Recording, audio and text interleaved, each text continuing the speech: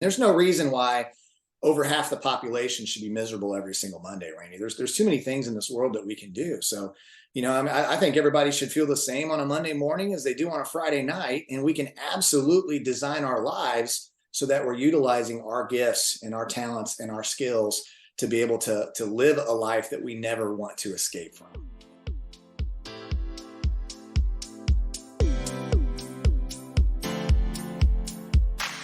Are you looking for true personal freedom? The freedom to design a life you truly desire? Then you're absolutely in the right place. True personal freedom comes from when you take 100% responsibility and control of your money and your mind. Here you're going to learn ideas, tips, and wisdom that's going to help you bridge the gap from where you are now to your dream life in the future. My name is Randy Wilson, and welcome to the RichMind Podcast.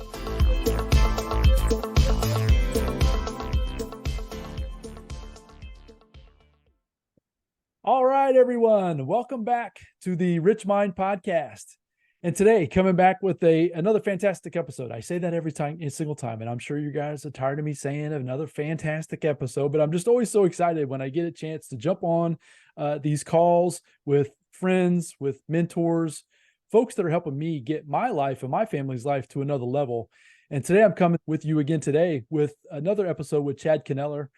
He's becoming a great friend of mine. He's a mentor to me and my family.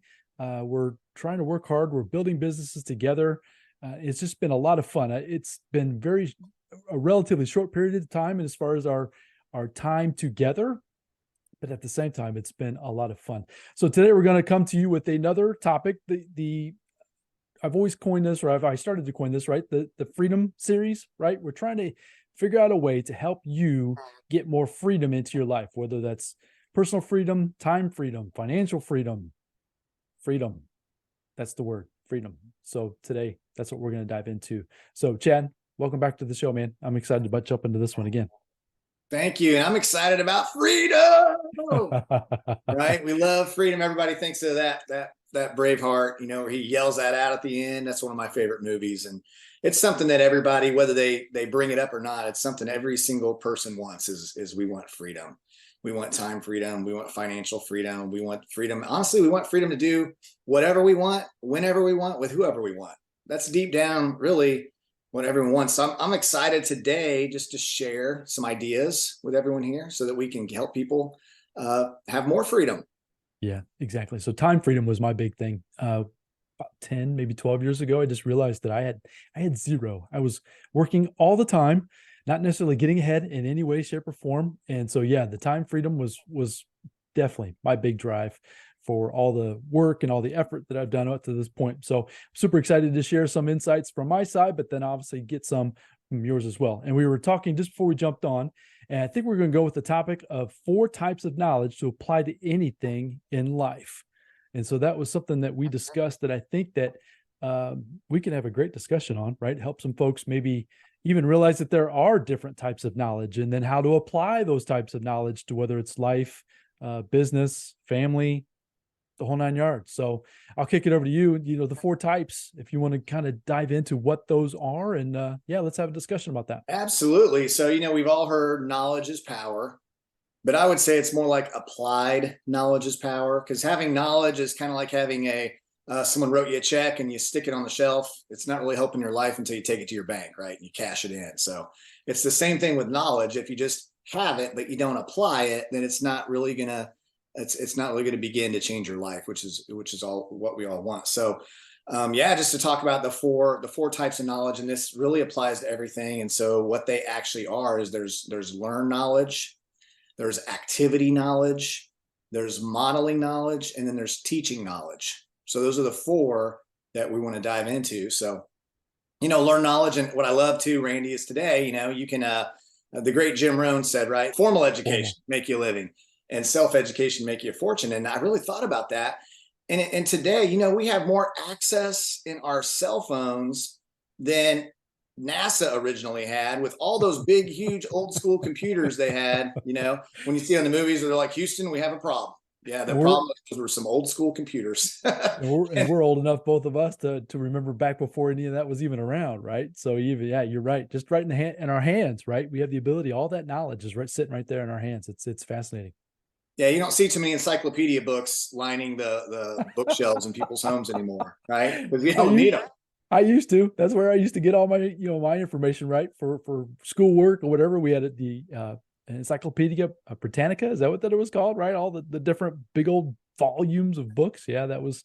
Yeah, we're saying things. I'm sure some of the folks are like, "What in the world are these guys even talking about?" But yeah, I Yeah, I agree. was in the military, and I don't even know how they got into the base, but it was like a door to door. I lived in the barracks, and somebody was coming door to door, and wouldn't you know that I'm the guy who bought the encyclopedia set for like $1,200. I was on a monthly payment forever, and I had those encyclopedias, and I moved them with me like 5 times, and I think they finally got left behind at a storage facility that my parents have or something. So, point being is we have access to anything out there. It's literally a Google away. It's a book. I see, you have a lot of books, Randy, behind you there. I have a lot of books here that I've read, and so it can be a quick read. YouTube, there's so many ways today that we can get that self-education. And so learning, and I think learning is a lifelong process. Funny thing, I was in Brazil one time, and there was all these leaders, and they were from, I think, 5 different tribes. So I had multiple translators and stuff. And one of the things I said is, leaders or readers? Now that's a good example of knowing your audience, because about 80% of the people there couldn't read. So that was a bad thing to say. What I should have said is leaders are learners, right? Because leaders are learners, and we taught them through stories and things like that. So I got corrected later by a friend of mine there. He's like, these guys can't read. And I was like, oops, okay. I should have figured that out before I came up with my speech, but learn lesson moving forward. So, learn knowledge, though. You can literally become an expert in just about anything just by learning it. Like the other day, I'll give you a quick example. We lived here for a year. We have a pool, and we have pool filters, and I had a choice. I could pay somebody to come clean my pool filters. I could replace the pool filters, or I could spend about 15 minutes on YouTube and figure out how to open it up and take them out and spray them off and what to soak them in and all that myself. And so I decided to learn how to do it. And so now I've learned it. Now I've got it. I've added that. Now I still don't want to open my own, business, handyman business, because I'm the guy that'll go in to fix the toilet and create 3 more problems when I'm fixing it. So I don't do that. But the point here is that learning, and learning for a lot of people, unfortunately, it stops after high school or college. You guys probably are in the same boat as me, where you've gone back to, high school reunions. I think I went to my 25, and that's telling kind of how old I am here, but I went to a 25-year reunion. I remember meeting people, and it was like they were frozen in time because they hadn't learned anything since high school. They still had the same mindset. They were older, 25 years older, but their mind was still stuck to where it was 25 years ago. So learn knowledge is very, very important, and it's unlimited, Randy. And you and I both know, we're here helping other people learn, right? And we're constantly learning ourselves, because the one constant thing in life is change. There's always going to be change. It never stops. And so the ability there's almost too much information, I would say, at this point, right? So you can get overwhelmed with ideas, with concepts, so if you don't have some clarity of exactly what you're looking for, you can almost go down rabbit trails that will take you so far off track that you don't even realize how far you've gone, with information being so readily available compared to what it was even just a few years ago. So yeah, for me, podcast has been I'm an audio learner. So it's like you were saying, leaders are readers. I admit I'm not the greatest reader in the whole wide world. Never have been. So, but when the audio came into my life through podcasts, through audiobooks, I can listen to things 2 times speed. My wife thinks I'm crazy, but I can pick up on that stuff so fast.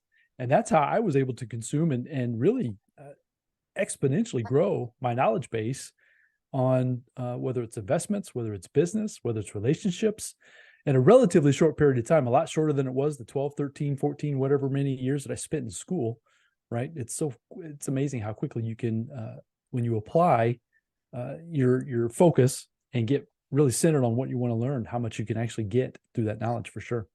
Yeah, and when you're learning, especially if you're excited about it, you hear these people that learn like a new language, every year, or like my daughter right now, she turns 16 March next year, so we're already we're already getting ready to get her in for her driver's test get her driver's license. And so she's just been doing a deep dive and only been really studying for a couple of weeks. We homeschool. So she's been studying the material now for a couple of weeks, and she's already got the majority of it because it's exciting for her. She's learning it. So she was going through the learn knowledge, but then what do?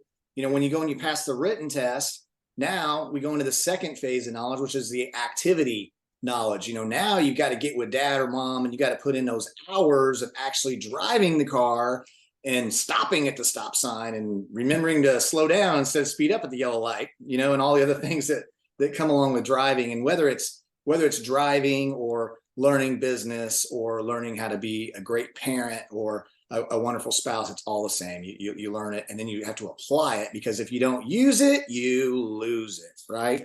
So that language you learn in a year, I took Spanish 1 and Spanish 2, and now I'm at like Spanish a quarter right now because I didn't apply it.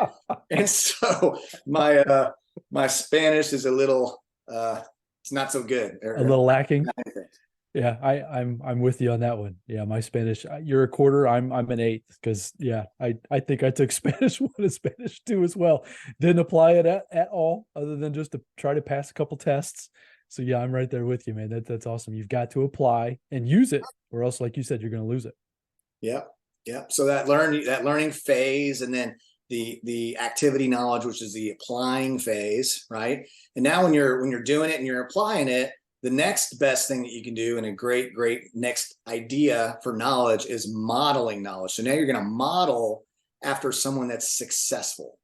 So let's say business, for example. Let's say you're learning about a specific business, and now you're working the business, you're applying to the business. But now who are you looking to improve and get better? You have to have that model. And now the model, it's okay to be a copycat. We've talked about this before, but it's okay to be a copycat if you copy the right cat. The formula is pretty simple. You find what someone else has that you want, and you find out what they did to get it. And then you duplicate that, right? You do what they did so you can have what they have. And it's really, really basically simple. So you find someone like Robert Kiyosaki, Rich Dad, Poor Dad behind you there. You find someone to model yourself after, and you consume what they know and you learn what they're doing. Dave Ramsey is a great example for people that want to be debt free, right? Dave Ramsey has been putting products out for years and years and years. And he's someone who has helped a lot of people become debt free. And so if your goal is to be debt free, then you're going to learn about what it looks like. You're going to apply it, and then you're going to be modeling yourself, and maybe listening to some podcasts Dave Ramsey does, reading some of the Dave Ramsey books, or whatever it might be. So that's a very, very important, is that modeling piece. So that, and I think I've shared this with you before, is that is the absolute key to me and anything I've achieved in the last, call it, decade or so, was going out, finding folks. They've been in the virtual. I haven't necessarily been one-on-one like you and I are today, right? So I'm getting closer to actual folks that are helping me lead lives in a better way than I could have ever imagined. But at first it was all virtual. As I mentioned, it was all podcast. It was all books or audio books, watching things on YouTube, right? Getting the information from folks that have done what it is that you're looking to do, whether it's business, whether it was real estate, whether it was, like you said, changing a pool filter, right? It could be anything. But the idea is to model. Find somebody that's done what you want to do, and then go, like you said, be a copycat. Make sure you're just copying the right cat. I love it when you say that. That makes me laugh every time. Well, when you think about it, there's so many people out there that are dedicating their lives to being a model, so that you can take the highway to success, and whatever that is. Think about like the book by Napoleon Hill, Think and Grow Rich, right? That book was written over 20 years. And basically what Napoleon Hill does, he studied all the most successful people, and he said, what do all these people have in common? And he wrote a book about it. So if you're someone that wakes up one day and you're like, I want to be successful, I want to be rich. Okay, well, why don't you go pick up that book that's 20 years of research and start modeling after what some of those people are doing, and then you can be very, very successful too. Now the next step. So I love up to now, we basically talked about you learning a skill, you applying a skill, you modeling yourself after that. But what I also love for a small fraction of people out there is this idea of giving back, of this idea of scaling, this idea of growing, and it always takes more people, right? And so at some point, if you really want to give back, then not only are you learning all these things and doing all those things for yourself, but when you want to give back, you have to find someone that you become the model. You become the teacher. People start modeling after you. And here's what's so cool about teaching is to teach something when you're doing it again and you're saying it again, it's just making you that much better in that area. And it's just solidifying you. It's like if you're going to learn Spanish, it's one thing, but if you're going to teach it, I mean, you got to prepare, right? Before you go, you got to remember what it is first before you go tell someone else, in your teaching. So I love to teach, and not just to teach, but to teach with the intention of teaching, because then you can really, I'm all about leadership. I'm all about empowering people and adding value to people's lives, right? So if you're teaching people with the goal in mind that they're going to be the mentor someday too, that's how you can get that ripple effect where you are affecting someone who's affecting someone who's affecting someone, way out there beyond the scope of what you were ever able to see yourself. So it's getting those skills, the ability to communicate in a way, because you've got all the knowledge. We talked about knowledge. You've got the knowledge up in your head, but it's about communicating it in a way that someone can then take that information and apply it themselves. And the fun part for me is when you see the light bulbs go off, when you see the mentor, the mentee, right? Get the epiphany of realizing that how you're explaining it in its simplest form is exactly what they needed to do to go out and make the biggest impact, whatever they're trying to accomplish. And that is the most fun thing in the whole wide world for myself too, right? As I've stepped into trying to be more of a mentor and not as much of a mentee, even though I don't think that being a mentee ever stops at any point. But at the same time, it's fun to step into that role, whether it's for your family or whether it's even for others or even business associates, right? It's just a really cool thing for sure. Absolutely. I read a quote one time, John Maxwell quote, love John Maxwell. That guy's written over 100 books. He's a mentor to many, many people. But what he said, and it really got me, I had to start thinking about it. He said, once you've tasted significance, that success no longer satisfies. Because see, success for us, it's good for us, right? But if you learn something and it's good for you, wouldn't it be good for someone else to know it too? Like think about now when the light bulb went off for you. You read the book and the light bulb went off for you. So now that you can be a conduit and you can pass that, you can give back. You can pass that on. And actually in our family, we like to say, work hard, play hard, and give back. So we like to work hard and learning all this stuff, and then play hard and doing the activity, and then give back, helping others, lifting others up where we were once down, because that's ultimately, and I'm a huge believer. Jesus is my Lord and Savior, and he's the ultimate model, right? He's the ultimate model of giving back. So anything we learn in life, if you learn a great idea, just share it. Why wouldn't you? And there's no reason ever just to keep something to ourselves. So you learn a great idea and you give back. And as you see other people succeed and enrich their lives because of that, you and I win, sometimes monetarily, sometimes not monetarily. But what we did is we just sowed into someone. And if you think about the philosophy of beginning with the end in mind, I think about sometimes, let's say I live to be 101. So I'm about halfway there. I'm almost to my prime. About 6 more months, I'll be in my prime finally at 50 and a half, right? So 101, you get to, let's say you get to be a fly on the wall at your own funeral. Now you can already, you can predict that you can put the formula together. So the predictable outcome is that there are thousands of people at your funeral and they're having a hard time finding a building big enough. And they've got to have speakers outside because there's standing room only outside. And there's not enough of a parking lot. So you got people park all the way down the road around the corner. Why not live a life that impacts so many people that everybody wants to come pay their respects? That's a vision that's a cool vision. Yeah. And anybody can do it. And that's exciting to think about. And honestly, giving, too, giving actually begins the receiving process. And the more that we give, the happier it's, I don't know the exact study, but basically the more that you give as a human, the happier you are. So it's not all about getting, the world a lot of times tries to teach us to get. We want to have more stuff and get some more stuff, but it's like trying to fill an empty void, a deep hole, because at some point it just you can't satisfy that. But as you start giving to other people, it's so much more satisfying. And that's something I've really tried to teach my kids and other people that I run across in life too. And it can be the simplest things. You can give somebody a smile. You can give somebody a compliment. You can open the door from somebody. You can anything, pick up some trash.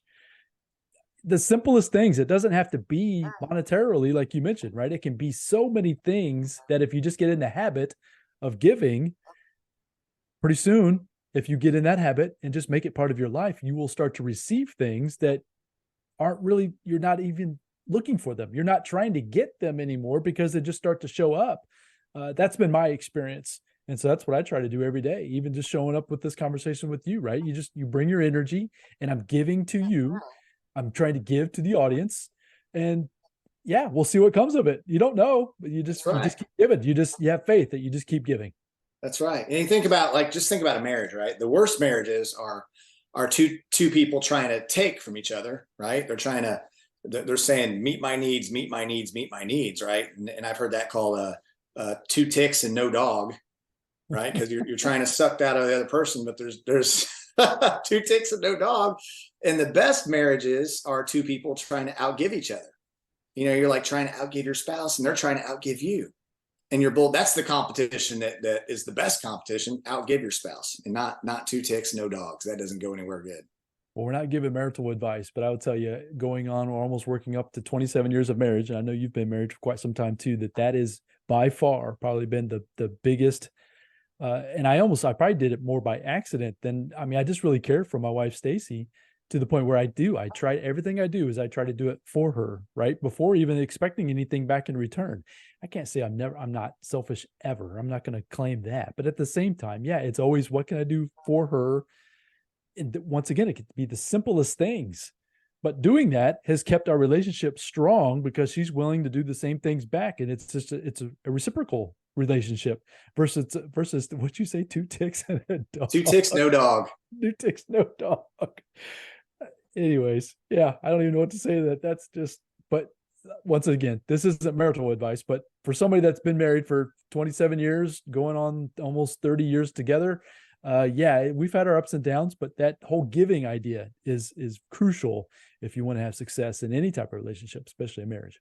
It almost instantly starts to improve a relationship, right? Because it's easy to just be like, oh, I'm trying to get, I've given enough, I'm not giving anymore, I'm trying to get, and that never works. And so if you just make the decision to start giving to any relationship, it is reciprocal, and it starts to come back. It's like a boomerang, and when you want something, give it first, and you'll almost always get it back.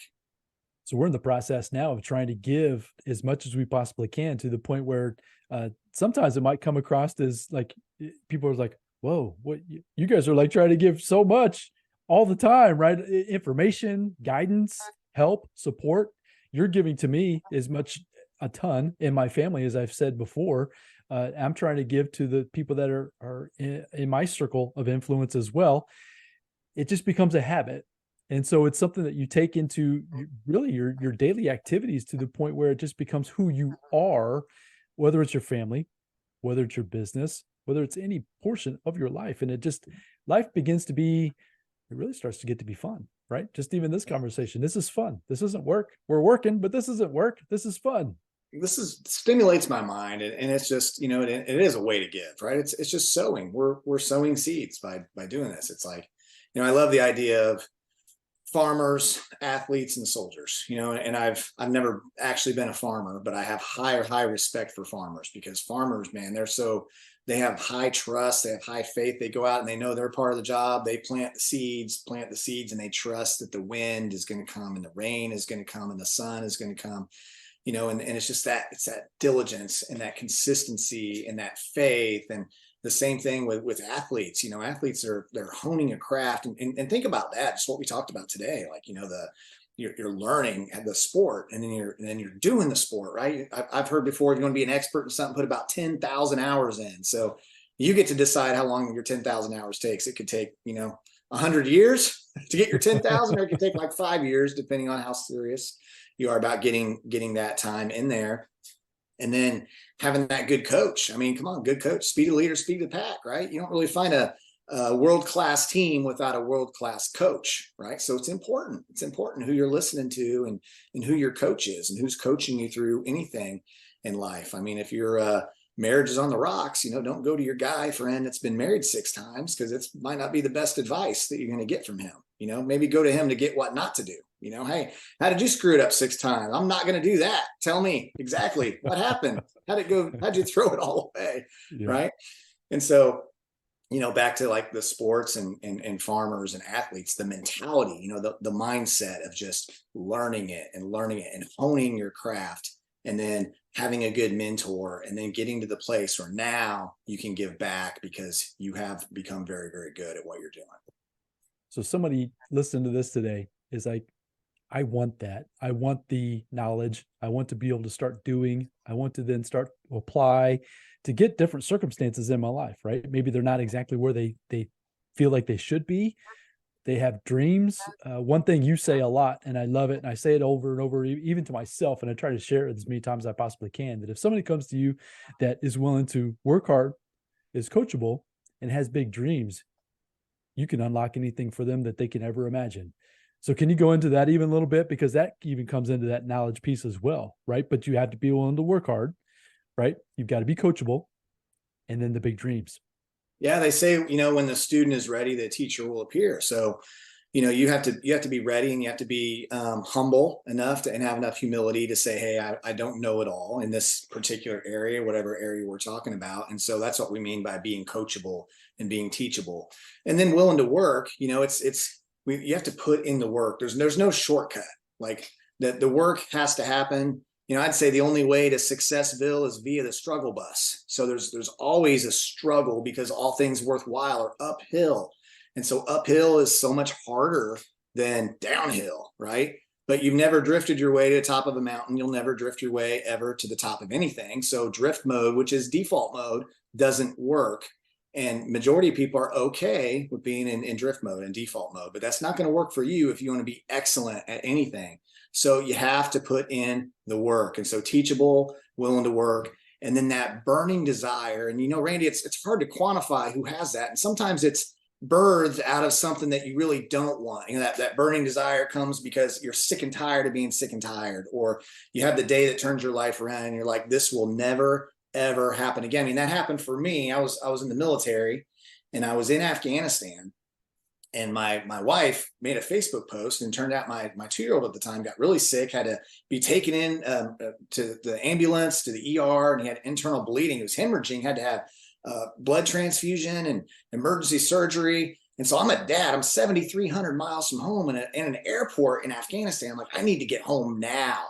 But because I was in the military, I had to, the military came first, right? And so I had to go fly the wrong direction, turn my weapon in, fill out some paperwork, all this stuff. I was highly annoyed. So that whole flight home, I said, never again will this happen to me. Never again will I be stuck 7,300 miles. So the only way I could guarantee that was to get my butt out of the military. And so I immediately took action to get out of the military. So that burning, nothing was going to stop me. I mean, I had that burning desire in me, and it's like, I'm going to figure something else out. I'm going to do it or die. Like it was just, I made up my mind. And there's like a balance for everybody, right? There's reasons to change and succeed, or there's excuses not to. And a lot of people kind of become like that frog that's just sitting in the hot water that's getting hotter and hotter and hotter and boiling, and they're just comfortably numb. They're surviving. And some people, you have a lot of trauma and they're in survival mode, so they're trying to escape reality. And that's why we have so much television and alcohol and all these different ways that we can, escape our life, because that's when it gets too far. I mean, there's a place for that, for having fun, entertainment. But when you do too much of it or too far, it's just you're not happy, and you're just trying to escape your life.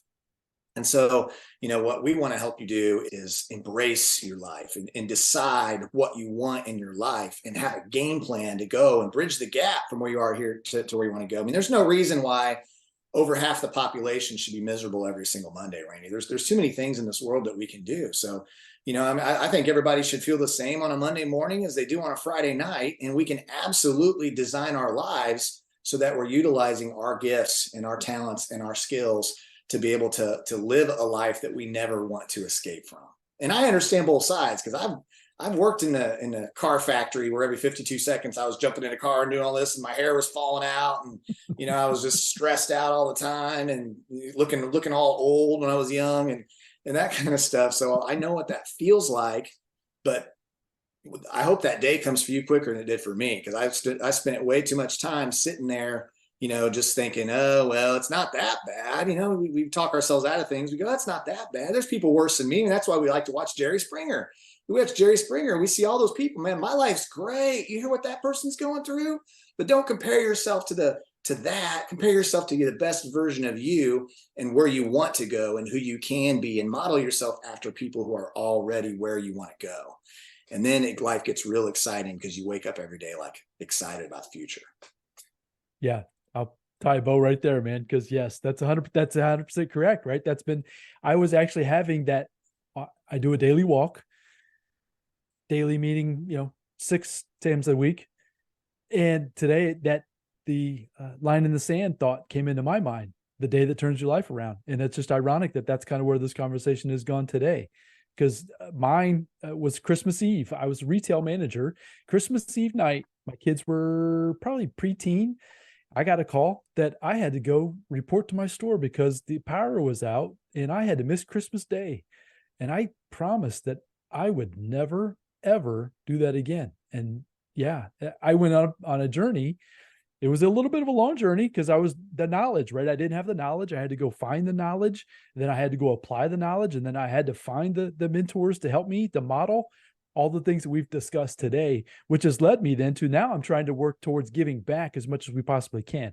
And that's exactly what you and I are trying to do. We're actively looking for people that are having this day or having this moment. And they're like, I'm not doing that again, ever. And so if somebody's like at that point in their life and they're looking for an opportunity to see a vision that they might not even see as possible, can you talk about a little bit about what we are trying to do with trying to lock arms with folks to show them that there's actually a better way out there than what's been prescribed?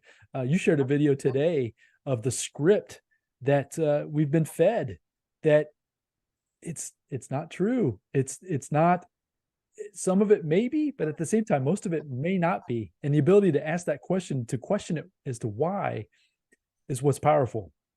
Man, that question why is so strong. Why? That's a great thing. I just popped into my head here that how many people believe and have said, what I don't know won't hurt me. Like that, if you really think about how stupid that is, right? What we don't know is holding us back from everything. What we don't know is keeping some people, it's keeping people broke. What we don't know is keeping other people sick. What we don't know is keeping people depressed. Like, I don't understand that what we don't know won't hurt me. So what Randy and I like to do is not just talk to you about how we can help your life change. We like to show you, we like to, for a few specific people, we want to get with you. Like we said earlier, those people that are teachable and they're willing to work and they have burning desire, meaning big dreams. We want to come alongside you and we want to share some information with you that can absolutely take your life to another level. We can help you bridge the gap much faster than probably your current game plan of living your ideal life, living a life that most people would dream of and you might even be dreaming of up to this point. So, Randy's got a great website, and it's about 23 minutes total of videos. It's called Get Paid in 5. So he Get Paid in 5 because the company that we're partnered with actually will pay you in less than 5 minutes of every transaction that happens, which is ridiculous. It's basically unheard of. So you for sure want to get with Randy and just say, hey, I need to learn about this Get Paid in 5 stuff. And Randy can share a quick little video, and it's 23 minutes. If you love it, great. We'll move forward to the next phase. If you don't, then thank you for your time. Now you've been educated. Now you know another option that's out there. And life's all about having options. Through that knowledge, right? So today, hopefully, folks, you've gained a little bit of knowledge yourself. Chad is fantastic wordsmith. He's great at taking concepts, even things that I'm even familiar with, and he puts his little spin on it that are just, they make me laugh. They stick with me to the point where, like I said, I repeat a lot of the things you say to myself a lot, and then I find myself repeating them to others. It's because your spin is just a lot of fun, which is why I've invited you to come onto the show this multiple times. I just know that the conversations are always going to be a lot of fun. So hopefully, folks, today, the 4 areas of knowledge, and let's go over those one more time. Yeah, learn knowledge, activity knowledge, modeling knowledge, and teaching knowledge. So if you find yourself at any one of those phases, folks, and we've both been there, right? 100%. And if you're ready to start taking your life to the next level, as Chad said, reach out to us, reach out to me. I can share some information with you, and it's more knowledge for you to then make the best decision for you and your family. I'm not here to try to convince you of anything. I'm just trying to show you that there is a different way that you might not be familiar with, that if you can see the vision, what I've seen and what I'm sharing with others that are catching the vision as well, could possibly impact your life in a positive way that really you can't fathom what is possible moving forward. So, Chad, man, this has been a lot of fun. I appreciate your time again today. And folks, I look forward to coming back to you again in this next week. Chad and I are just going to keep pulling these episodes together until we kind of either get tired of talking to each other, which I don't see that happening, or else until we finally get all the feedback. There's like, you guys are just terrible, which I don't think that's going to happen either. This has been a lot of fun. So anyways, Chad, appreciate you being on again today, bud. Yeah, you too, Randy. Always good to talk with you. So folks, go out there, have a fantastic day. Take control of your life. Realize that the script that you might be living by may not be 100% as accurate as you think you might be. And then go down the road of the knowledge, the 4 pieces of knowledge that we talked about today, and start crafting a life that, in the future, it can be a relatively short time frame from now, could be completely different than it is today. So have a fantastic day. And until the next episode, bye now.